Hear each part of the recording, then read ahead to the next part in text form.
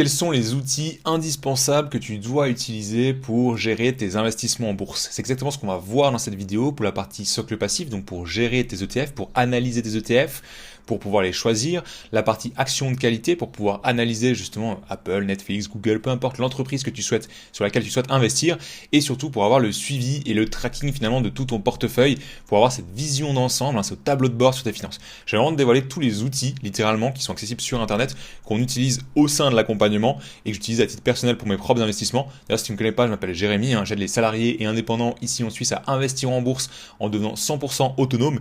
Dans la description, tu as le premier lien qui va te montrer en fait la méthode qu'on utilise. Tu peux directement la consulter et puis voir justement si c'est quelque chose qui te parle et que voilà, ça t'intéresse de du coup devenir autonome avec tes investissements sans devoir déléguer. Donc sans plus attendre, je vais te montrer directement sur l'écran. Tu vois ici, on a vraiment trois catégories d'outils. Donc la partie socle passif, c'est vraiment les ETF et tu verras les ETF, ça va être sur la partie troisième pilier, sur la partie vraiment à titre privé.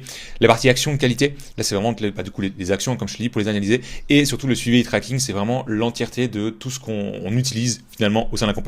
Donc pour le socle passif, pour la partie ETF, on va investir via fin pension sur le troisième pilier. Je vais te montrer juste après sur la partie action de qualité, l'outil qu'on utilise, enfin la plateforme qu'on utilise pour investir à titre privé. Ici, ce qui est vraiment important, et je t'inviterai peut-être à consulter d'autres vidéos qui sont sur la chaîne YouTube, c'est que depuis la Suisse, si tu veux investir correctement en bourse, tu vas avoir deux axes un petit peu à investir. Tu vas avoir la partie système suisse, donc littéralement le deuxième, troisième pilier. Ça va dépendre aussi de ta situation, si tu es indépendant, si tu es salarié, etc. De manière générale, le troisième pilier, ça correspond à tout le monde. Le deuxième pilier, ça va dépendre justement de ta situation professionnelle, si tu peux l'investir, si oui, comment, etc. Ça, c'est toujours un petit peu au cas par cas. Mais pour la partie troisième pilier, tu peux investir sur une banque, sur une assurance. Et de nouveau, j'ai fait plein de vidéos YouTube sur ce sujet. Si c'est pas très clair pour toi, je t'inviterai à aller consulter. Mais pour la partie en tout cas bancaire, nous on va se diriger vers une fondation de prévoyance. On va pas aller vers du UBS. Ou d'autres banques, un poste financement, peu importe, parce que souvent, il va y avoir des frais qui sont relativement élevés sur les fonds d'investissement que proposent toutes leurs banques ou toutes les compagnies d'assurance ont un panel de fonds, d'ETF, alors des ETF c'est assez rare, mais des fonds qui sont à disposition, et souvent sous ces fonds, il y a des frais qui sont vraiment élevés, c'est pour ça que nous, on va plutôt aller vers des fondations de prévoyance, privées. Et sur ces fondations de prévoyance, il y en a plusieurs qui existent en Suisse. Il y a Finpension, Viac, Frankly. Et nous, on a comparé un petit peu au terme des frais aussi de gestion. Et Finpension est clairement celle qui ressort gagnant, surtout quand on regarde un petit peu le panel justement d'ETF qu'ils proposent. Donc pour la partie socle passif sur le troisième pilier, c'est vraiment sur Finpension qu'on va se diriger. Sur la partie plutôt investissement privé, je te montre de nouveau juste après sur l'action de qualité. Mais le site ici, Just ETF, c'est ce qu'on va utiliser pour analyser chaque ETF. Pourquoi? Parce qu'aujourd'hui, si tu veux investir dans un ETF, tu veux prendre un MSCI World, un S&P 500, un Eurostock 600, enfin peu importe l'ETF, l'indice que tu vas vouloir suivre, en fait il en existe des dizaines, des centaines, littéralement des milliers. C'est-à-dire que tu vas avoir le S&P 501, S&P 502, S&P 503. Pourquoi? Parce que tu vas avoir plusieurs émetteurs. Les émetteurs, c'est les entreprises littéralement qui vont proposer ces paniers. Donc ça peut être UBS, ça peut être BlackRock, ça peut être Amundi, il y a plein d'émetteurs et qui vont, à chaque fois qu'ils vont proposer un indice, donc le S&P 500, si on reste vraiment concentré sur celui-ci, il va y avoir un S&P 500 avec des dividendes qui vont être capitalisants, un S&P 500 qui avec des dividendes qui vont être distribuants, un S&P 500 qui existe depuis 2022, un qui existe depuis 2014. Il va y avoir plein d'ETF différents pour le même indice. C'est-à-dire que pour le S&P 500, il va y avoir des dizaines, des centaines littéralement. Et la question, c'est comment en fait on va pouvoir comparer tous ces ETF qui sont sur le papier à peu près les mêmes, mais qui ne sont en réalité dans le détail pas du tout les mêmes. Et du coup, nous on utilise simplement Just ETF, qui est le meilleur site aujourd'hui pour analyser concrètement ces ETF, pour vraiment avoir tous ces critères, les frais, du coup la volatilité, l'écart avec l'indice de référence, depuis quand il existe, la liquidité dans le fond. D'ailleurs je t'ai fait une autre vidéo sur la chaîne YouTube pour vraiment comparer ces ETF en fonction de ces critères. Tu peux directement consulter puis aller sur Just ETF où je te montre vraiment clic par clic comment est-ce qu'on analyse nos ETF. Mais donc ici on va investir sur le troisième pilier avec Finpension, et pour choisir quel ETF on met sur Finpension, simplement on vient analyser tout ça avec du coup Just ETF, qui est un site qui est gratuit auquel tu as accès directement en ligne. Ensuite pour la partie action de qualité, du coup, le premier, comme je te disais avant, c'est Interactive Broker qu'on va utiliser. Donc, c'est la plateforme sur laquelle nous, on investit directement en bourse. À savoir que depuis la Suisse, tu as accès à certaines plateformes. Quand on regarde faire du contenu français, Trade Republic, Boursorama, etc. Malheureusement, depuis la Suisse, on n'a pas accès.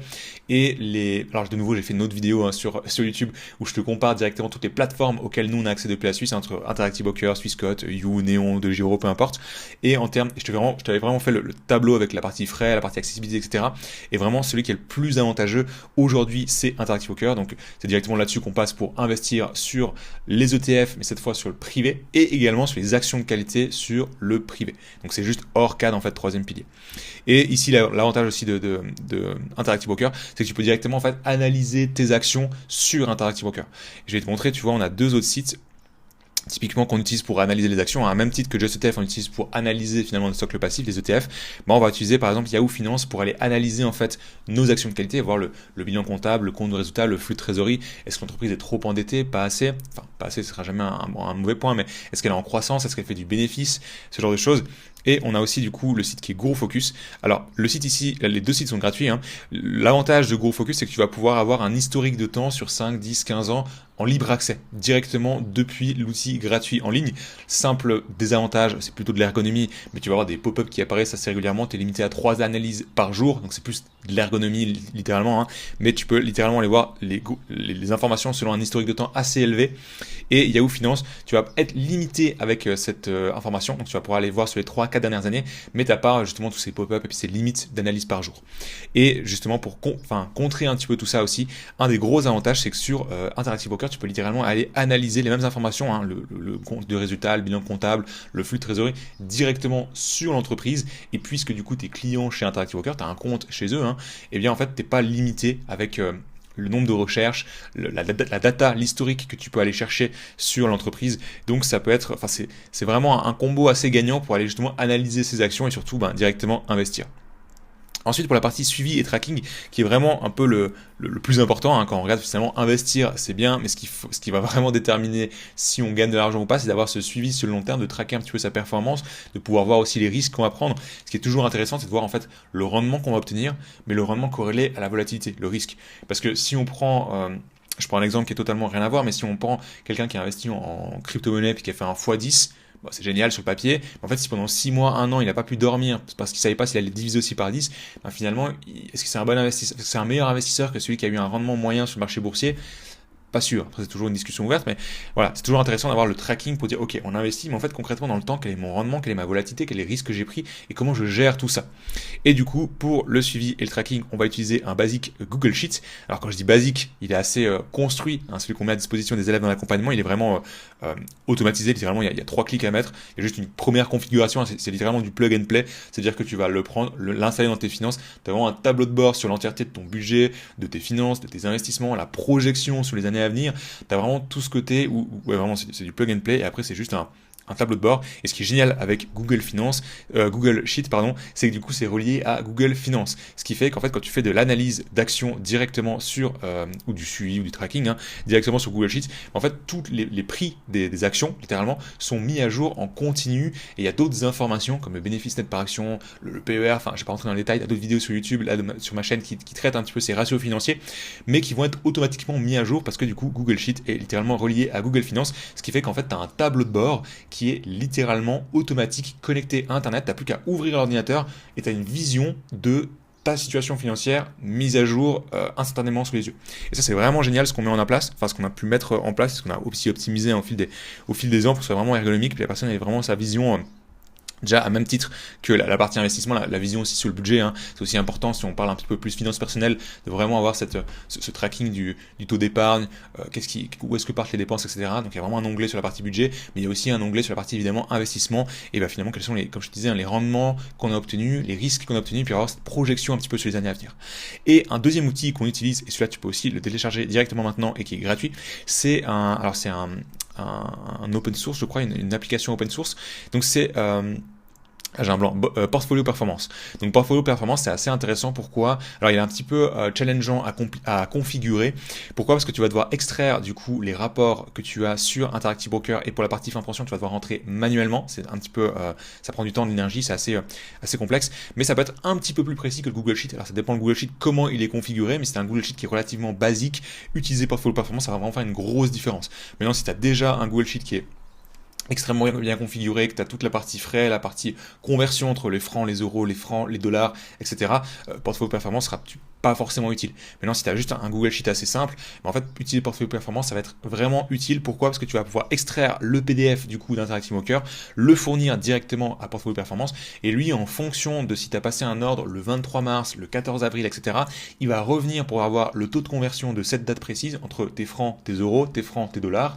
Il va savoir les frais que tu vas payer sur Interactive Broker, et il va vraiment à la virgule près te donner le rendement que tu as obtenu, donc le rendement brut, le rendement net, en fonction des impôts aussi que tu as payé, parce que tu vas pouvoir lui indiquer que tu es en Suisse, que tu as un certain impôt qui est prélevé sur les dividendes aux États-Unis, dividendes en Suisse, peu importe. Et tu vas également du coup avoir les frais de conversion. Quand est-ce que tu as converti tes francs en euros, en dollars, en fonction de quand tu as passé tes ordres, parce que toutes ces informations seront passées manuellement via le, alors c'est pas un PDF, je crois que c'est un fichier HTML, je sais plus, sur Interactive Broker, et tu verras que c'est vraiment, alors faut le configurer un petit peu au début, mais en quelques clics, normalement, c'est assez importé rapidement. Et puis pour la partie fin pension, là, ça va quand même un petit peu plus long de mettre directement tout à jour sur Portfolio Performance. Et cette partie-là, c'est plus du bonus, dans le sens si aujourd'hui, tu as vraiment un Google Sheet qui est déjà bien établi, bien construit, qui fait ce travail d'avoir les frais de conversion, d'avoir les impôts que tu vas payer sur les dividendes, ben finalement, ça, c'est plus du bonus, tu n'as pas la nécessité. Mais si aujourd'hui, tu n'as pas un Google Sheet qui est vraiment bien établi, utiliser Portfolio Performance, c'est gratuit, c'est directement accessible depuis Internet, et tu peux littéralement le importer en quelques clics pour autant que ce soit bien configuré tout ton rapport, et tu as vraiment un suivi de ta situation, qu'est-ce qui s'est passé sur les 6 dernières années, enfin 6 derniers mois, dernières années, et qu'est-ce qui va peut-être se projeter justement sur la partie suivante. Ça te permet aussi d'avoir cette proportion finalement de où est-ce que tu alloues ce risque.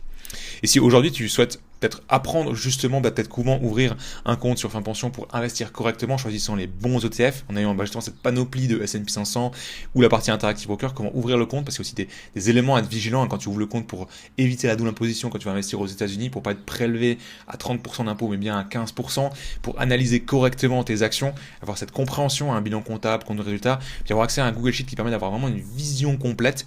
Tu as directement en premier lien dans la description la méthode qu'on utilise au sein de l'accompagnement de l'Odyssée pour vraiment montrer à chaque élève comment est-ce qu'il va pouvoir intégrer tout ça, avoir vraiment ce tableau de bord, cette partie socle passif, troisième pilier, et puis investissement privé qui est géré, la partie action de qualité, en général entre 10-15 actions qu'il va pouvoir gérer en autonomie. Tu as vraiment le premier lien en description, tu as toute la méthode qui est expliquée.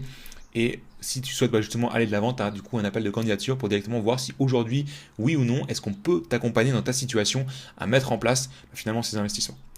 Si tu as des questions par rapport à ce que je t'ai présenté, c'est avec grand plaisir que j'y réponds directement en commentaire. Sinon, je te remercie d'avance pour ton temps et je te dis à la prochaine dans une future vidéo.